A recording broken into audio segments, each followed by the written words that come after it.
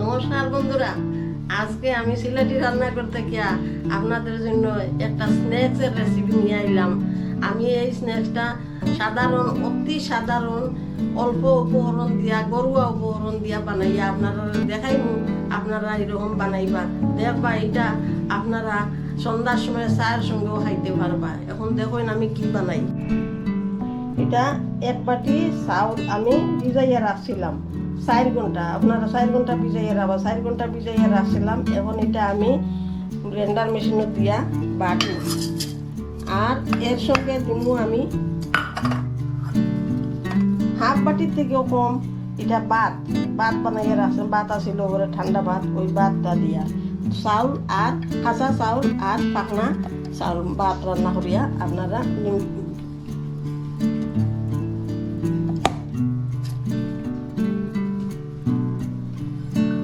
এখন আমি এই দুটা এর সঙ্গে পিসবো।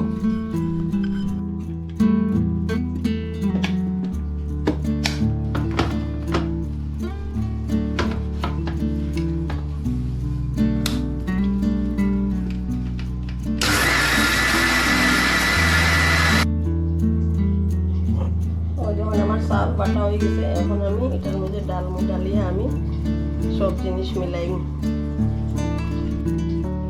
এটাতে আমি দিলাম ধরুন অল্প কাঁচা লঙ্কা কুচি কুচি করি, দিলাম একটু আদা কুচি,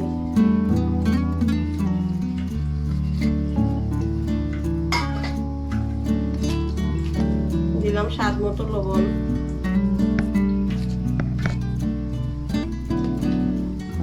দিলাম অল্প বেকিং সোডা,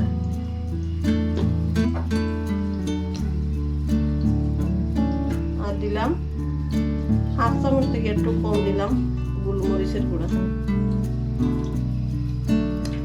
এখন আমি সবগুলা উপকরণ একসঙ্গে মিক্স করুন ভালো করে।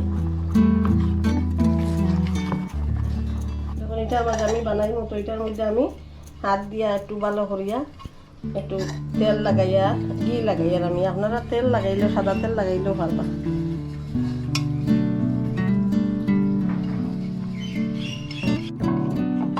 আমি সব কিছু মিক্স করিয়া কিছু সময় এটা রাখছিলাম। এখন আমি এটা বানাই।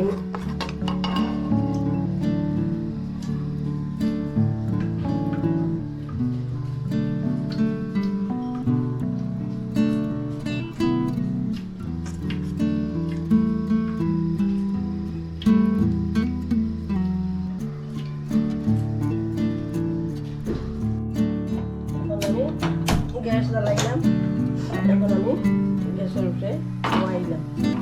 বয়াইয়া এটারে আমি এখন ঢাকা দিয়ে দিব।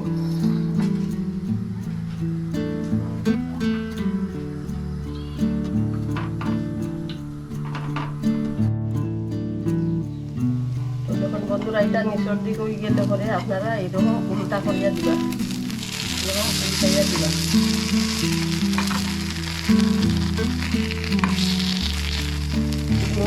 হইতে লাগে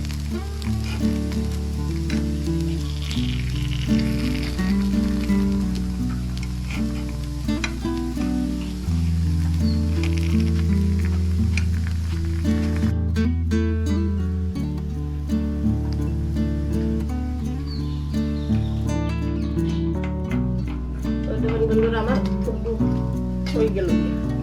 এখন আমি এটা নামাই।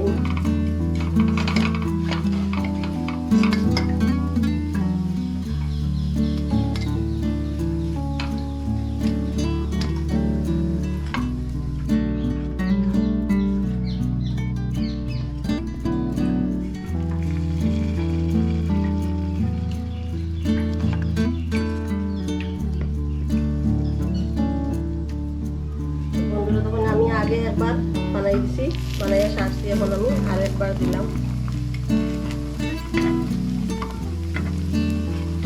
এটা আপনারা খেয়াল রাখবা, আপনারা যদি বানাইবা যখন, তখন আপনারা সবসময় এটাও খেয়াল রাখবা এটার মাপ। আপনারা যদি 2 বাটি কাঁচা চাউল দেন, তো 1 বাটি দিবা ভাত, পাকা চাউল আর কি, এটা দিবা, দিয়া বানাইবা। তখন মাপ ঠিক থাকলে খুব সুন্দর হইব। আর আপনার কাছে যদি এটার নাম ফুড্ডু মেশিন যদি না থাকে আপনার কাছে, তাহলে আপনারা এটা কড়াইয়ের মধ্যে দিয়েও একটা একটা করে বানাইতে পারবা সরা পিঠার মতো। এটা চায়ের সঙ্গে খাইতে খুব ভালো লাগবে, বা সকালে নাস্তাতেও খাইতে পারবা সরা পিঠার মতো বানাইলে। সকালের নাস্তাতেও খাইতে চাটনি, ধনিয়া পাতার চাটনি, টমেটোর চাটনি, আর নাইলে সস দিয়েও খাইতে পারবা।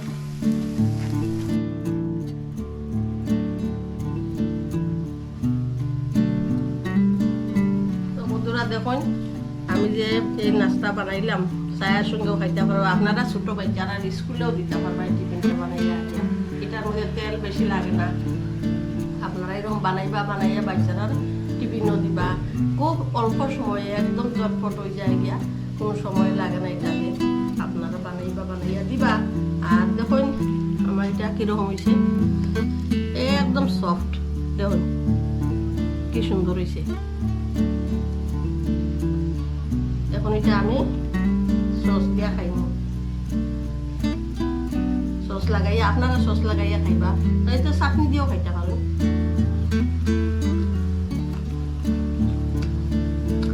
খুব স্বাদ হয়েছে। সন্ধ্যার সময় চায়ের সঙ্গে খাইবা, বইয়া গল্প করবা, খাইবা, খুব ভালো হয়েছে।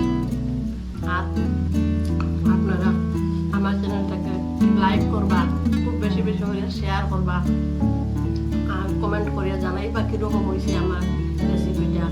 আর যদি নতুন কোনো দর্শক বন্ধু হইয়া তখন তাহলে আমার চ্যানেলটাকে সাবস্ক্রাইব করি আমার পাশে থাকবা। আপনারা সুস্থ থাকবা, ভালো থাকবা, সাবধানে থাকবা।